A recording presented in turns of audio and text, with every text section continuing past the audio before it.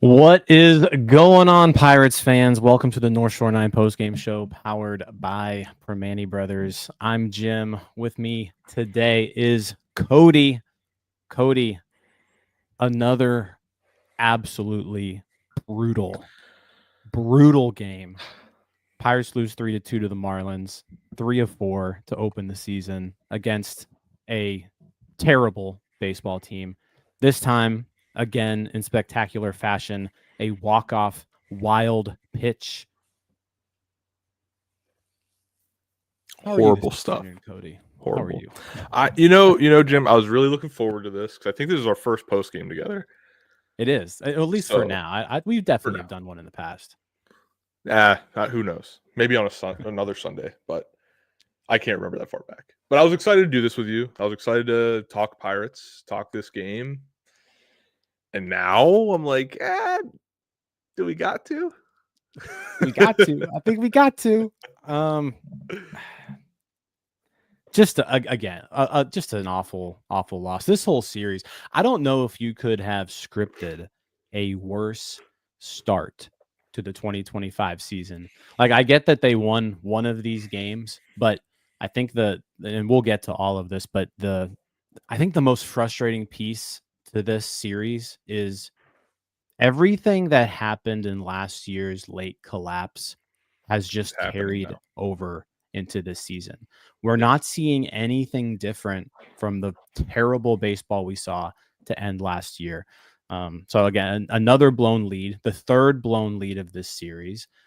Colin Holderman, his second blown save. David Bednar picking up the loss, his second loss of the series. The guys who you needed to perform and do better this year just aren't doing it. So we're going to get into all of that, but just, wasted opportunities all over the place, all series long, all game long. And just the guys that you need to rely on to make improvements and take steps forward. That's just not happening. So we'll get to all that. But before we do, Bet Online, it's the world's most trusted betting platform and your number one source for betting on all of the madness.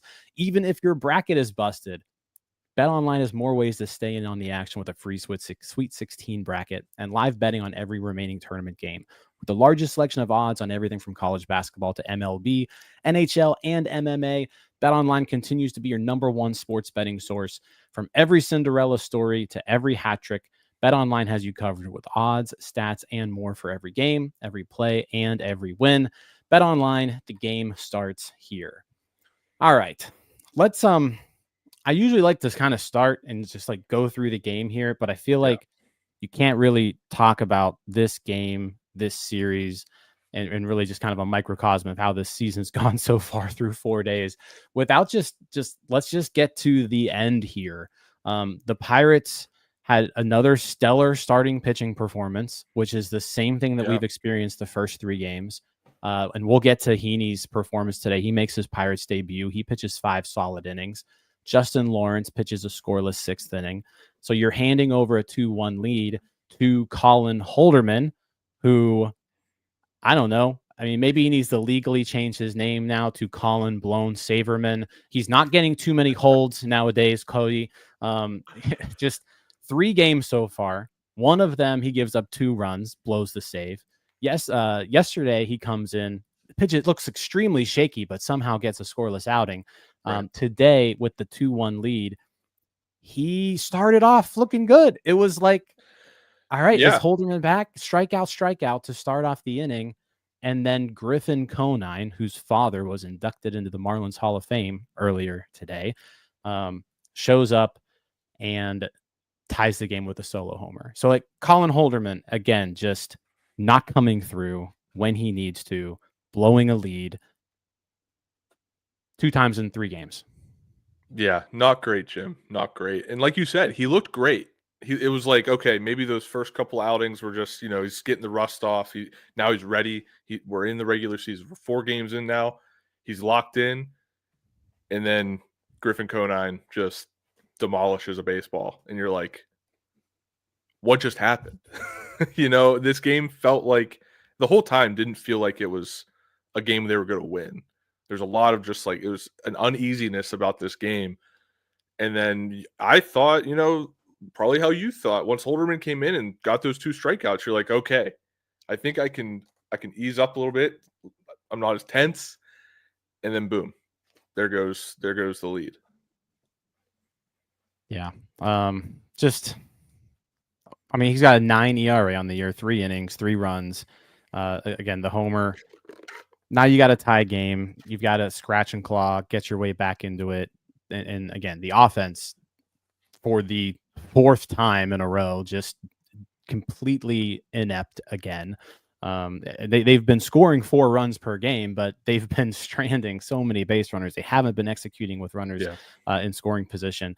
Holderman blows that save, but then the Pirates get some action going in the 9th inning. Actually, no. Let's rewind. Let's rewind to the top of the 8th, right before Holderman blows this thing. Right after Holderman blows it. Holderman blows it in the bottom of the 7th. Pirates offense comes back out in the top of the 8th, looking to rebound, retake the lead. Reynolds, you got your 2, 3, 4 hitters up. Reynolds out. Pham out. McCutcheon walks on a pitch violation. Also, Andrew McCutcheon with the bat flip during the pitch violation. Love it. I love it, right? Then Ji-Hwan Bae pinch runs for Andrew McCutcheon here, Cody. And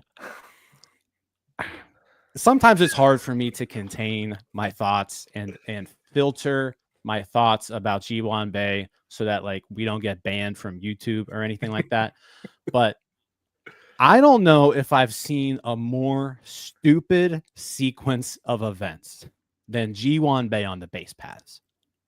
The incompetence was astounding. Steph was watching the game with me. She's in the room right now.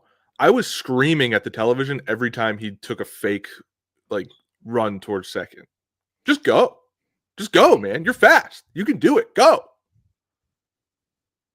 What are you doing? Someone on Twitter tweeted DiNardo that they've never seen someone be so bad at being fast. And that's that's just hitting it on the head, with Ji-Hwan Bae. He's the fastest guy on the team. He attempts to steal second 3 or 4 times. And by all accounts, I'm looking at the replays, he's getting good jumps. Yeah. If he just kept running, he would be safe by a mile. And the first one, Greg Brown tried to give a pass. He was like, oh, maybe he didn't get good footing on the second step. It's no, Greg. He's just bad.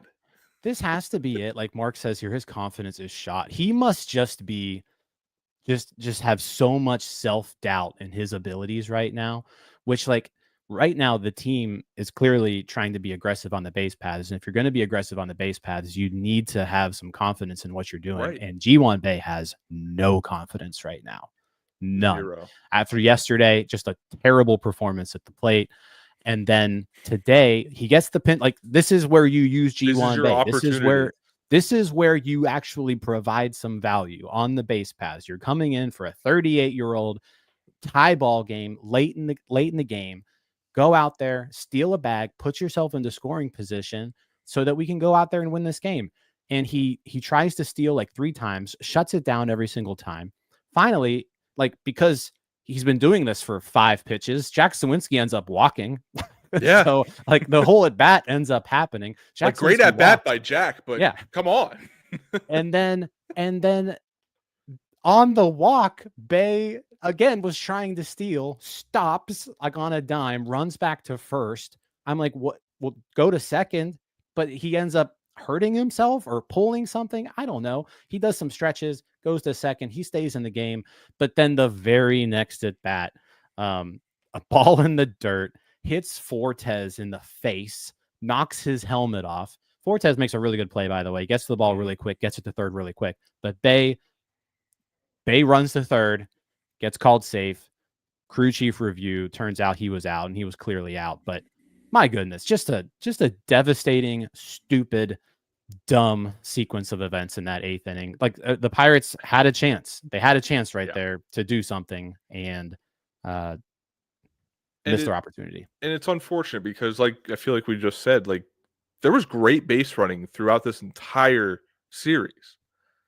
Like, for the one guy who's basically it's his job to steal bases, to not be able to steal bases and to hesitate, that's a problem. You can't have that. He cannot be on the 26-man roster. I saw on Twitter, since we're bringing up tweets, Ian LeBach, I believe he's the Pit Pope. He said if Tommy Pham can steal twice and Bart can steal one, but Bay can't steal a bag, he shouldn't be on the team. And I cannot agree more. I cannot agree more. It's the truth. Why is he on this team if he cannot do the job that he is asked to do? The entire team has stolen, like IKF, 3 stolen bases. Jack Swinsky, 2 stolen bases. Joey Bart, stolen base. Like everyone's stealing bases. If you can't do that, yeah, I agree. Like, what's the point of you being here? You add no value then. I don't want to make this into I just wanted to touch on that situation because that was not the story of this game, but it was just a pretty frustrating. It was a devastating part of this game. Yeah, but I mean, Ferguson comes in, pitches a scoreless 8th. He did, things did get a little squirrely there for a second. He two quick outs, but then a walk and a single, but he got out of it. Brings us to the 9th. Endy Rodriguez walks. O'Neal Cruz coming into pinch hit, strikes out. Valdez lines out. Then Endy gets caught stealing. Just another, like I said, that was poor execution late in the game is essentially what happened there. But then the 9th, let's go to the 9th. Like they go to David Bednar, who again has looked really shaky, just like Colin Holderman. The first batter and this is where it's like, I'm having a hard time with Bednar so far this year because, like, yesterday wasn't like let's start with the opener. Like the opener that, like, misplays leads to the run, and he just kind of gets screwed.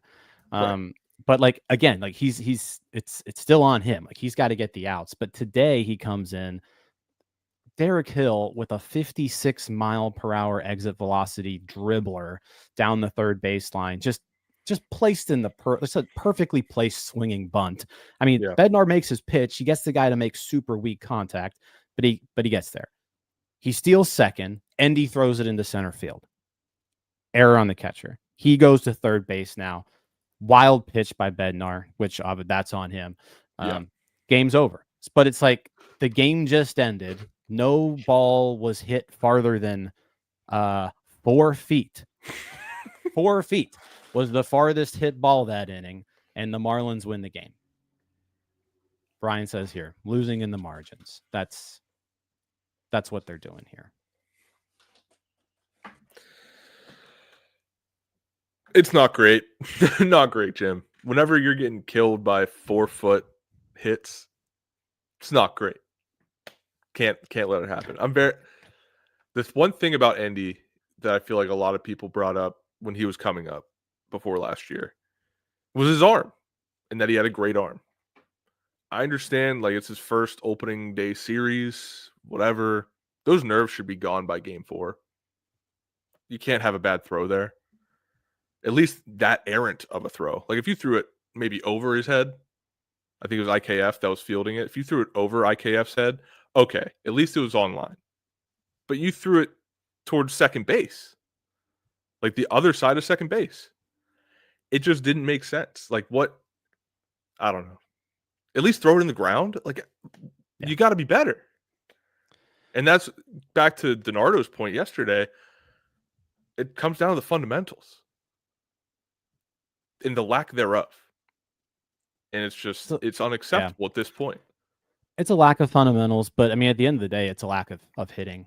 Like, I mean, let's get straight to it. Like, the offense isn't good enough, and they weren't good enough this entire series. Going into today, I mean, it was only 3 games, obviously, but This team was 20 for 106 in this series heading into today. That's good for a batting average of 189 against this Miami Marlins team, where I would venture to bet a lot of money that most of you who are watching this or listening to this couldn't name more than 5 Miami Marlins players heading into this series. Like, that's how bad of a team we're talking about. 189 batting average heading into today. And today, the Pirates go 5 for 30, which, if I remember my fractions correctly from elementary school, Cody, that breaks down to 1 for 6, which gives us a 167.777 batting average. Repeating. So again, like, this offense just they're not getting it done. You're not going to win games when you go 1 for 5 in scoring position or 2 for 14 or whatever they were yesterday. They're not getting enough chances with runners on base because they're not getting on base. When they do get on base, they're being aggressive. They're stealing extra bags. Swinski with the stolen base today. But like today, it was just they were completely shut down by Max Meyer and this Marlins bullpen. They got 0 hits in 3 1/3 innings against this Marlins bullpen. They're just not. They need to hit better than this. The pitching has been good, and we'll get to Andrew Heaney, who had an outstanding Pirates debut, I thought. Yeah. But like, you have to hit a little bit, and they're not doing that. And it leads to what Penn said here. Penn, thank you for the donation. Thank you, Penn. 10 runners left on base per game to start 2025. You just said they had great base running when they're on the base paths. You just got to get those runners in. That's where the disconnect is. No one can find a hole. We talked about Jack Sawinski being like, he's hitting the ball well, getting a little unlucky, but he's hitting the ball well. Same with Brian Hayes. I'm okay with that. It's the other guys that just are not getting hits. The Ji-Hwan Baes not getting hits. I feel like Joey Bart hasn't played as well as we thought he would so far. Yeah, I mean, you just got to hit the ball. Bart's been not coming through. Bart hasn't been coming through with runners in scoring position. Right. I mean, that's kind of been the whole team's issue in general. But I mean, today up and down the lineup, Adam Frazier leading off, which if you would have said leadoff batter Adam Frazier back in December, it's like, what are we doing here? What? But Adam Frazier 0 for 4, and Manuel Valdez getting the start at first base today. 0 for 3. Jared Triolo 0 for 3. Endy 0 for 2. He did walk twice. Swinski 1 for 3 with a walk. Decent game at the plate. You'll take that. Andrew McCutcheon, home run. We'll talk about that in a bit. Tommy Pham 1 for 4. Bryan Reynolds 1 for 4. But like, just not enough. 2 extra base hits today. They weren't hitting the ball hard all series long. Not, like I said, the timely hitting isn't there. There's the power's not there. They're gonna have trouble if they can't figure out how to hit a little bit better. And I think I'm saying this now, but like, Spencer Horwitz, they need Spencer Horwitz back. They need Nick Gonzalez back because this offense just isn't good enough. Like I said, you've got to hit a little, just a little. Right. Be almost average offensively, and this team can win some games. And they're not that. You know you're in a bad spot when you're begging for the dude to come back that we haven't even seen play yet. We haven't even seen Horwitz play. God, we need this guy back. We've no idea what he looks No like. idea if he's going to be good, and we're like, we need this guy. Like, that's just the spot we've been put in because of Ben Cherington. Pit City One here. Appreciate you. Fundamentally challenged losers from top to bottom. To bring back Tyler's quotes, losers. You know what? You know how we had the Yasmani Grandal thing for NS9 Live. Like, we need Tyler's losers. I can just click a button where it just brings up Tyler and goes losers. Donardo, get on that. Yeah. As far as offensive goes, I want to highlight a couple things. I thought there were a few players to highlight here, and then we'll get to Heaney. But Andrew McCutcheon, solo homer, his first of the year, his 236th as a Pirate. He's 4 homers away from tying Roberto Clemente for 3rd all time in a Pirates uniform. So you got the Pirates on the board early on. That was in the 2nd inning to give them a 1-0 lead. Bryan Reynolds too, the double that he got, hustle double. Like it was a grounder down the third base line, busting it out of the box. He picks himself up his first double of the year. And then also Bryan Reynolds, an incredible diving catch to save a run in this game as well. I think that was in the 5th inning, I want to say. But what a catch by him. Like, and just to kind of talk about that, because he's now shifted from left field to right field after shifting from center field to left field earlier in his career. Like, has Bryan Reynolds found a home in right field? He looks pretty good. 2 diving catches out there this year. I was about to say, he's had 2 diving catches out there. He's been hustling. He's the only person that's looked comfortable in that spot so far. I think you're right. I think we found a spot for him. I mean, I think we all would have loved for him to move to first, but if this is what we get, I'll take it. Hey, if he looks like this in right field, this is better than the first base. So, yeah. IKF too. I do want to talk about him. I thought he, because we've poo-pooed on IKF a little bit. Not that like we don't like him as a player. I think we're not extremely thrilled with his role on this team, but he had an outstanding series. I thought 1 for 3 at the plate today. He made a really nice play at shortstop too. He also has, as far as stolen bases go, I think he's up there with 3 stolen bases. He also walked 4 times this series, which is more walks than he had in 50 games last year for the Pirates. So something to keep an eye on.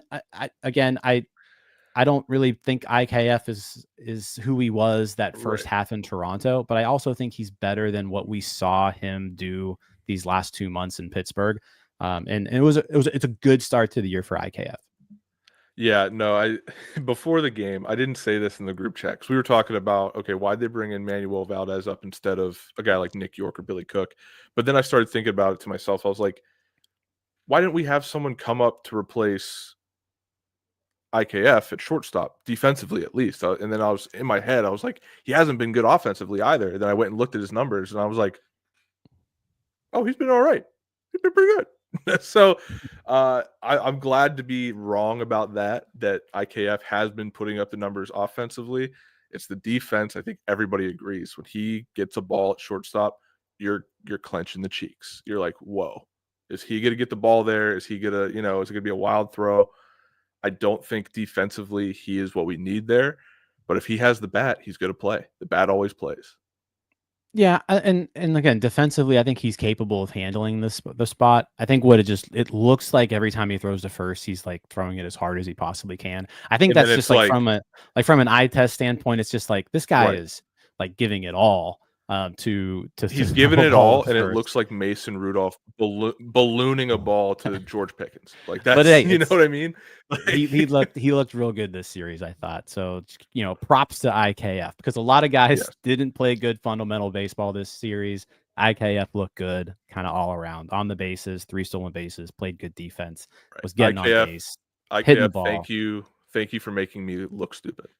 Yeah, so good series from IKF. I'm going to throw in a little bit of a positivity there. Let's talk about Andrew Heaney. But before we do, everybody who's in here again, we lost, so no sandwiches, but hopefully sandwiches will be back in our next game with a win. But definitely like the video, subscribe to the page if you haven't, hit the little bell next to the subscribe button too. That way you get notified when we go live, so you don't miss out whenever we do go live after games. But yeah, let's talk about Andrew Heaney, Pittsburgh Pirates debut. I think it's just one of those things where in spring training, you just have to accept the fact that spring training does not matter, especially for guys like this who have been around a long time. Because he came in today and he just looked good. 5 innings, 4 runs, 4 hits, 1 run allowed, 2 strikeouts, left the game with the Pirates up 2-1, gave them a chance to win. 79 pitches, 55 strikes. He was all over the zone, inducing weak contact, really heavy, just fastball changeup today mostly. 54% fastballs, 20% changeups. All those changeups thrown to righties. Didn't really miss a lot of bats, but again, when the Marlins were making contact, it just wasn't hard contact. Average exit velocity on his fastball was 93 miles an hour, changeup 75 miles an hour. So he looked good. I mean, that's just vintage Andrew Heaney. That's exactly what you want out of a guy like that. Yeah, no, and if we want to talk about some dope stats, he Ooh, was, in my opinion, the most dope pitcher of the series. He had the highest percentage of strikes per pitch, around 70%, just under, about 69%. And that's all you can ask for. That's You need a guy to throw strikes, and he threw strikes and didn't get hits. And that's dope to me. there you go. That sounds pretty dope. Yeah, I mean, but when you're put the pressure on the offense, right? Make Right. this Marlins Exactly. team, who again is comprised of people like Eric Wagaman and Javier Sonoya, like these players just throw strikes to him, right? Like This Marlins team's got you sounding make like Neil. make them hit the ball. And he did a good job of loading up the strike zone, making them put the ball in play. And when they put the ball in play, they didn't do anything with it. Right. So I was a little frustrated that, they took the lead in the second, and he like immediately gave that, he like squandered the lead. He gave up a run there in the second to tie it up. Yeah, that's rough. But after the fifth inning, when the Pirates took a lead in that fifth inning on an IKF infield single, he came back and pitched a scoreless fifth. So big zero put on the board right there. But no, I thought he looked good. And if you can get outings like this from Andrew Heaney throughout the course of the entire season, like that's exactly what you need from him. You need him to go out there and give you 5 to 6 quality innings where he gives you an opportunity to win the game. And that's what he gave him today. Right. If he's only given up 1 to 3 runs a game, that's perfect. That's perfect. He's your 4th starter. He'll eventually be the 5th, I think, once, a couple people come up. But yeah, like you said, that's all you can ask for. He's not a strikeout guy, but like I just said, he's efficient so far. And he's going to make them hit the balls where his guys are. He's going to get outs. Doesn't have to be flashy, but he's going to get outs. Yep. Yeah. No, good game from him. You got anything else here, Cody? Just an extremely frustrating series. Yeah, just not what you want to see out of the gate. Yeah, no, I mean, frustrating first series, but I think a highlight from today was seeing Tony Plush out there cheering on Kutch. Niger Morgan was in attendance. That was cool to see. Cool to see them interact. Kutch was yelling at him after he hit the home run. He was like, "They forgot, they forgot about me." So that was a cool thing that happened there. Hannah did an interview with Niger, and yeah, just cool to see him at the game supporting Kutch, supporting the team. So one highlight to this terrible. That was a fun interview. That was a fun great. interview. It was great. He definitely he was feeling himself. Yeah, he was having fun. Yeah, he was having a good time. Well, the Pirates travel across the state tomorrow. They'll be facing Tampa Bay at Steinbrenner Field, so they get their first experience there in Tampa. They've played there many times in spring training. Now they get to play a regular season game there. Carmen Majinski making his Pirates starting rotation debut. He's done some opening action in the past, but he is the starting pitcher tomorrow against Drew Rasmussen. So yeah, that's going to be at 7:05 p.m. So we'll have the post-game show following that. But what we'll also have tomorrow is our Monday morning show, which just a teaser. We'll announce it probably later tonight, but it's not going to be called Starbucks anymore. It's going to have a new name, new season, new branding, new sponsor. Ooh, I'm excited. But me and Donardo will be live tomorrow around 7 a.m. To talk about the whole series and the upcoming week and just kind of what we saw. So, yeah, looking forward to that. R.I.P. Starbucks. It was a good run. Great run. It was a good run. But you know what? I'm excited for to turn the page. For sure. It's going to be a fun one. Yep. We'll brew something up. All right, guys. Chat, you guys were awesome. Everyone who was in the live feed, if you're listening after or watching after the fact, you guys rock. Thank you, guys.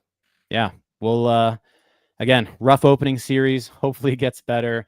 We gave away 4 sandwiches this series. Let's give away some more against the Rays. Let's do it. All right, guys. I will see you bright and early tomorrow morning on our new show. See ya. See you guys. All right, that wraps up this episode of North Shore 9. Thanks so much for tuning in. Whether you're listening on the podcast or catching us on YouTube, if you enjoyed the show, please give this video a thumbs up and don't forget to hit that subscribe button if you haven't already. It really helps us grow. And if you're listening on the podcast, a quick review goes a long way in helping others find the show. Plus, be sure to tell a friend about us. There's always room for more here in the NS9 community. And for those looking to support us a little more, consider joining our Patreon, become an MVP member, and get exclusive perks while helping us continue to bring you more of the Pirates content you love. Thanks again for all your support, and let's go Bucs.